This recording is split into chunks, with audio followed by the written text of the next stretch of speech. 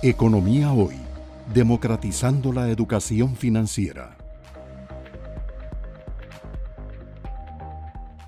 Dado ese inédito año 2020, don Rodrigo, todos estamos a la expectativa de que este 2021 sea un mejor año. De hecho, entiendo, ustedes están proyectando un 2.6% de crecimiento. Entonces, tal vez si nos pudiera hablar un poquitito en qué fundamentan ese 2.6% de crecimiento, qué tanto depende de las condiciones externas, qué tanto depende de la situación interna. Y muy importante, si en ese número que ustedes proyectaron tenían ya información útil para ver la incidencia del proceso de vacunación, si tenían información en cuanto a lo que usted estaba mencionando de la flexibilidad de las restricciones sanitarias, tanto del exterior como internas, incluso en cuanto a la respeto e implementación de los protocolos sanitarios desde el punto de vista de actividad económica, entonces, que nos pudiera ampliar un poco más, porque ojalá todos quisiéramos que ustedes la peguen e incluso se equivocaran hacia arriba en cuanto a la posibilidad de superar ese 2.6, dado que en enero las exportaciones mostraron un comportamiento muy bueno de un crecimiento del 17% y como usted dice, las zonas francas vienen mostrando también bastante dinamismo. Entonces, tal vez si nos ayuda a ver qué fue lo que ustedes visualizaron para este 2021 en recuperación. En efecto, tenemos una proyección de 2,6% para el 2021, un crecimiento del 2,6% después de esa contracción preliminarmente estimada en 4,5% en el 2020. ¿Cuáles son los principales supuestos en los que se basa esta proyección? Bueno, hay supuestos del lado de la economía externa y ahí básicamente nosotros dependemos de las proyecciones que el Fondo Monetario Internacional hace para la economía mundial y nuestros socios comerciales. Tenemos en la última versión del World Economic Outlook del Fondo Monetario Internacional, de las perspectivas económicas mundiales del Fondo Monetario Internacional, una proyección de crecimiento de nuestros socios comerciales de 4,4% en el 2021. Entonces, esto básicamente representa la fortaleza que tendría la demanda externa sobre nuestras exportaciones. Esta tasa de crecimiento la estimamos nosotros con base en los insumos del Fondo Monetario Internacional y ahí lo que se hace es calcular cuánto van a crecer las diferentes economías con las que Costa Rica comercia, ponderando ese promedio de crecimiento por la participación de cada uno de esos socios comerciales en nuestras exportaciones. Y ahí, como decía, lo que estamos viendo es un crecimiento de 4,4% en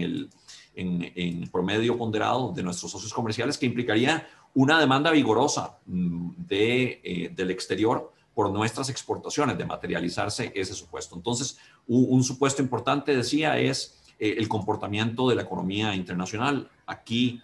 tenemos básicamente, según nos dice el Fondo Monetario Internacional, un rebote importante de la actividad económica mundial y también de nuestros socios comerciales, lo cual representaría una vigorosa demanda por nuestras exportaciones.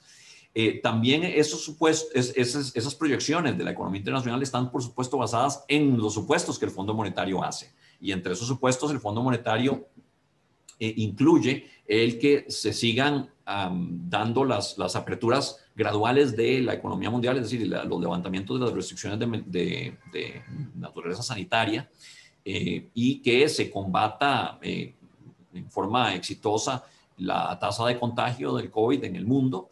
y también que eso vaya apoyado por campañas de vacunación en el mundo. Entonces, todo eso el Fondo Monetario lo está presuponiendo. Detrás de esas estadísticas, detrás de esas proyecciones que está compartiendo con el mundo en su World Economic Outlook de enero y con base en los cuales nosotros estimamos que la demanda externa podría andar alrededor de 4,4% para nuestras exportaciones, el crecimiento de la demanda externa. De nuevo,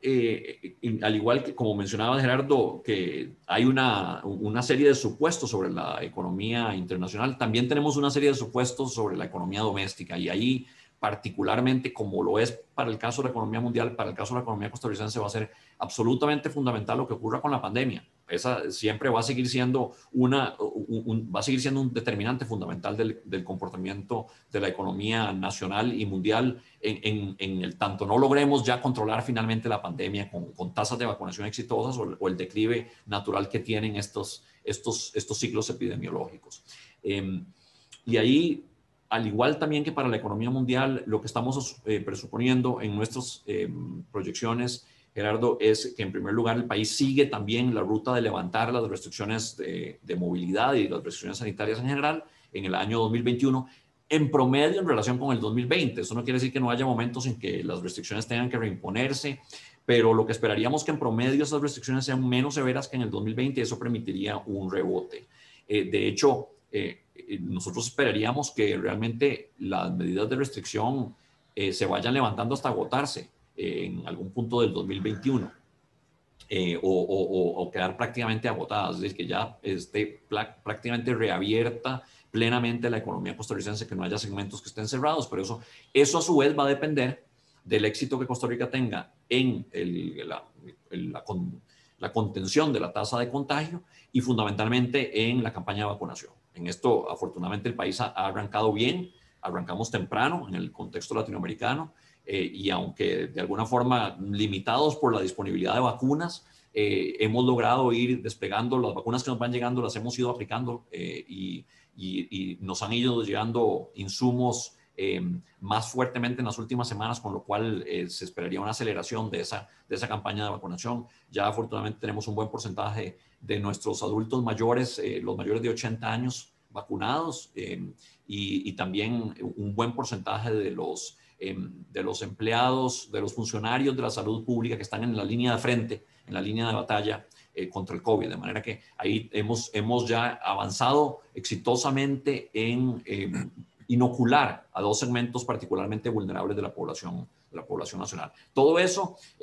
permitiría, si sigue progresando esa campaña de vacunación como hasta ahora, permitiría ir no solo reduciendo la tasa de contagio, sino muy importantemente reduciendo la tasa de letalidad por COVID. Y esto, a su vez, permitiría mejorar las condiciones de confianza de los consumidores, de los inversionistas, de los empresarios, y en general eso se debería reflejar en un mayor crecimiento económico. Esos son supuestos fundamentales. Hay otro supuesto fundamental en el seno de las proyecciones que estamos dando, de ese crecimiento de 2,6% en el 2021, seguido de una aceleración a un 3,6% en el 2022. Y ese segundo supuesto fundamental en el ámbito interno tiene que ver con el ajuste fiscal.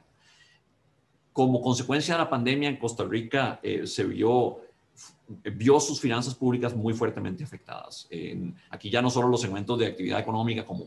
comentábamos, y por supuesto el PIB de la economía como un todo, y el mercado laboral sufrieron muy fuertemente, sino también las finanzas públicas. La contracción económica del 2020 implicó también una caída muy severa en la recaudación tributaria, que se estima en alrededor de un 11% en ese año 2020. Y esa caída en la recaudación tributaria, a pesar del esfuerzo del gobierno por contener el gasto primario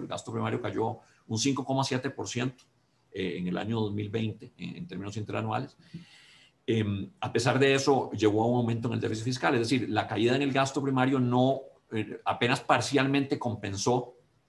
la caída en la recaudación y el aumento en el gasto por intereses. Que el aumento en el gasto por intereses, bueno, recordemos, el gasto primario es el gasto del gobierno excluyendo intereses. Ese componente de intereses sí aumentó, y aumentó como consecuencia no de que aumentara el costo marginal de la deuda, es decir, la tasa de interés, sino como consecuencia que aumentó el saldo de la deuda, y eso hizo que aumentara en forma importante el gasto por intereses desde un 4% del PIB hasta un 4,6% del PIB en el año 2020. Entonces, combinada la caída en recaudación, el aumento en gasto por intereses, más que superan la caída en gasto primario y llevan a un aumento del déficit fiscal de tal magnitud y con un impacto tal sobre la deuda que nos obligan como país a replantearnos la necesidad, es decir, mejor dicho, a plantearnos la necesidad de tener un ajuste fiscal adicional al que ya el país había hecho en diciembre del 2018. Ese ajuste fiscal se ha venido discutiendo desde el inicio de la pandemia. El gobierno ha sido claro en el sentido de que las autoridades económicas, incluyéndome como presidente del Banco Central, que el país iba a necesitar como consecuencia de esta pandemia un esfuerzo de ajuste fiscal adicional que ya se había hecho con la ley de fortalecimiento de las finanzas públicas de diciembre del 2018. Y justamente es a partir del inicio de la pandemia que el gobierno empieza a trabajar sobre diferentes medidas de reducción del impacto fiscal de esta pandemia y que culminan finalmente con la aprobación de un convenio con el Fondo Monetario Internacional que tiene en su corazón, en su núcleo, un programa de ajuste fiscal. Ese ajuste fiscal entonces se supone que va a ocurrir en nuestras proyecciones de 2,6% para el 2020, de crecimiento de 2,6% del PIB en el 2021 y de 3,6% en el 2022, suponen que se va a dar ese ajuste fiscal. De no darse el ajuste fiscal, podríamos tener más bien un crecimiento mucho menor por una serie de razones que podemos pasar a explorar ahora, Gerardo. Pero entonces, esos son los principales supuestos detrás de nuestras proyecciones. Economía Hoy, democratizando la educación financiera.